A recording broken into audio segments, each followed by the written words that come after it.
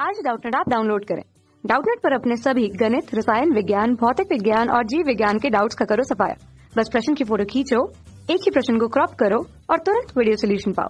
अभी डाउनलोड करें। देखिए क्वेश्चन है कि एक ध्वनि तरंग किसी वायु स्तंभ में संपीड़नों और विरलनों के रूप में गुजर रही है, तो क्रमिक संपीड़नों और विरलनों के बीच में क्या होता है? क्या घनत्व वहां पर अचर रहता है या स्थिर रहता है?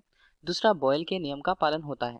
तीसरा है वायु का आयतन प्रत्यास्थता गुणांक दोलन करता है। और चौथा ऑप्शन है ऊष्मा का स्थानांतरण नहीं होता है। तो कौन सी चीजें यहाँ पर सही हैं वो हमें निकालना है। ठीक है, अब देखिए बात की गई है ध्वनि तरंग की। तो ध्वनि किस प्रकार की तरंग होती है भाई? ध्वनि तरंग होती है एक प्रकार की अनुदैर्ध्य तरंग। ठीक है, अब चूंकि हम उसकी प्रकृति के आधार पर बोले तो एक यांत्रिक तरंग है। यांत्रिक तरंग है इसका मतलब है इसके संचरण के लिए माध्यम की आवश्यकता होती है। ठीक है, तो यांत्रिक तरंग मतलब माध्यम अलग अलग हो सकते हैं, जहां पर उनके वेग और उनके जो तरंग दैर्ध्य होंगे वो अलग अलग होंगे। ठीक है, अब ध्वनि तरंगों के लिए दूसरे टर्म्स पर देखें तो ये अगर किसी माध्यम में गमन कर रही हैं तो किस प्रकार से गमन करेंगे? तो ये अनुदैर्ध्य रूप से गमन करती हैं, मतलब इनकी प्रकृति जो है अनुदैर्ध्य तरंग की प्रकृति की होती है। ठीक है, तो अनुदैर्ध्य तरंग हम कैसे कहते हैं? हम कहते हैं ऐसी तरंग जिसमें तरंग संचरण की जो दिशा है, तरंग संचरित मान लीजिए किसी एक निश्चित दिशा पर हो रही है, जैसे हमने v से प्रस्तुत किया। ठीक है, अब उसी दिशा में जो माध्यम के कण होते हैं, जिस माध्यम में भी होती है, तो माध्यम के कण पहले तो पास पास रहे। ठीक है, पास पास रहे मतलब हम उसे कहते हैं संपीड़न, अपनी माध्य स्थिति से पास पास में कंपित हो रहे हैं। फिर धीरे धीरे देखा गया कि ये कण जो है वो दूर दूर जा रहे हैं। ठीक है, तो दूर दूर जा रहे हैं तो हम उसे कहते हैं विरलन। तो इस तरह से संपीड़न, फिर विरलन, फिर क्रमशः संपीड़न और विरलन मिलते जाता है। ठीक है, और जो तरंग संचरण की दिशा होती है उसी दिशा में कण कंपित होते हैं। ठीक, इसलिए हम इन्हें अनुदैर्ध्य तरंग की श्रेणी में रखते हैं। तो ध्वनि तरंगे अनुदैर्ध्य प्रकार की तरंग होती है, जिसमें अगर जिस भी माध्यम में ध्वनि तरंगे संचरित हो रही हैं, जैसे कि यहाँ पर बताया है किसी वायु स्तंभ में, ठीक है, तो संपीड़न और विरलनों के रूप में अगर वो गुजरती है तो पूछा यह जा रहा है कि क्रमिक संपीड़नों और विरलनों में क्या होता है। पहला ऑप्शन है घनत्व अचर रहता है।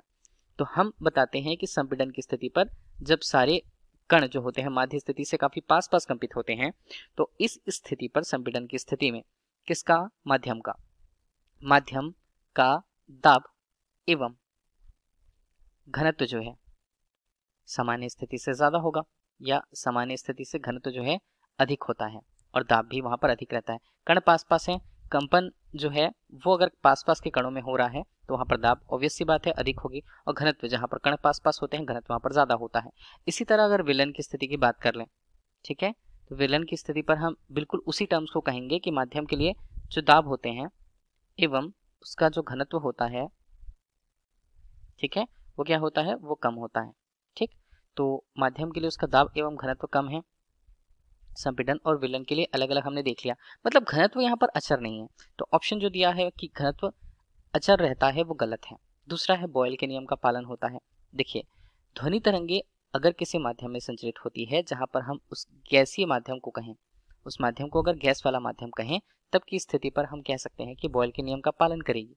लेकिन अगर ध्वनि तरंगे द्रव पर और ठोस पर गमित हो रही हैं या ठोस में संचरित हो रही हैं, तो हम यहाँ पर बॉयल के नियम का पालन बोल सकते हैं क्या? नहीं। तो ये ऑप्शन पूरी तरह गलत है। ठीक, अब तीसरा ऑप्शन है कि वायु का आयतन प्रत्यास्थता गुणांक दोलन करता है।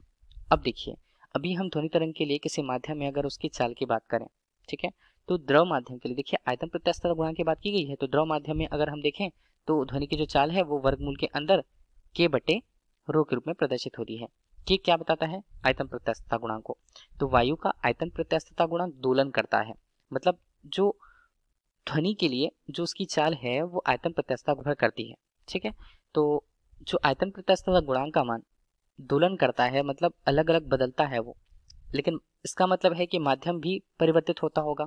ठीक है, तो माध्यम के कण केवल संपीड़न और विलन के रूप में गुजरते हैं, आयतन प्रत्यास्थता गुणांक परिवर्तित नहीं होता है। तो ऑप्शन ये भी जो होता है वो सी भी गलत है।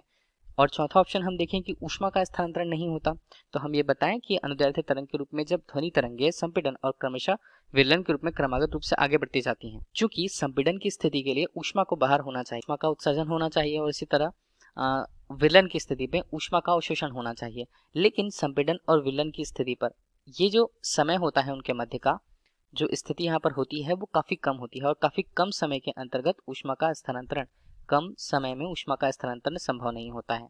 तो ऑप्शन डी जो दिया हुआ वो बिल्कुल सही दिया हुआ है कि ऊष्मा का स्थानांतरण नहीं होता है, तो ऑप्शन डी यहाँ पर करेक्ट होगा।